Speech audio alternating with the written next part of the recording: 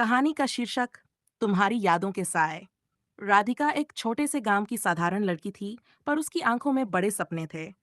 उसे हमेशा से ही शहर की रंगीन दुनिया देखने का मन करता था। उसके दिल में कुछ पाने की तमन्ना थी, लेकिन गांव की सीमाएं उसे रोकती थीं।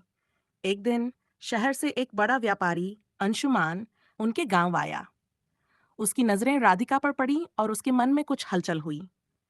राधिका की सरलता और मासूमियत ने उसे बहुत प्रभावित किया। उन्होंने बातें की, हंसे और धीरे धीरे एक दूसरे के करीब आ गए। अंशुमान ने राधिका को शहर आने का प्रस्ताव दिया, जहां उसे अपने सपनों को सच करने का मौका मिल सकता था। राधिका असमंजस में थी। उसे अपने परिवार और गांव से बहुत लगाव था, लेकिन अंशुमान की बातों में शहर की चमक दमक और सफलता की कहानी थी। राधिका ने आखिरकार फैसला किया कि वो अपने सपनों का पीछा करेगी। उसने अपने गांव को अलविदा कहा और अंशुमान के साथ शहर चली गई। वहां की दुनिया एकदम अलग थी। चारों ओर बड़े बड़े इमारतें, रोशनी और अनगिनत लोग। राधिका का दिल तेजी से धड़कने लगा, लेकिन उसने हिम्मत नहीं हारी।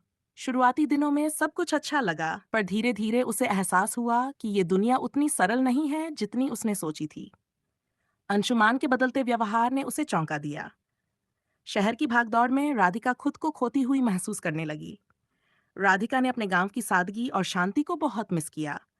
उसे महसूस हुआ कि असली खुशी सपनों के पीछे भागने में नहीं, बल्कि उन छोटी छोटी खुशियों में है जो उसके गांव में थी। एक दिन उसने फैसला किया कि अब वो अपने गांव लौटेगी। वो जान गई थी कि सपनों का पीछा करना जरूरी है, लेकिन जड़ों को कभी नहीं भूलना चाहिए। जब वो अपने गांव लौटी, उसके दिल में एक नई शांति थी। उसने शहर से जो सीखा, उसे अपने गांव में लागू किया और धीरे धीरे गांव में नए बदलाव लाने लगी। अब वो न सिर्फ अपने लिए, बल्कि अपने गांव के लिए भी जी रही थी।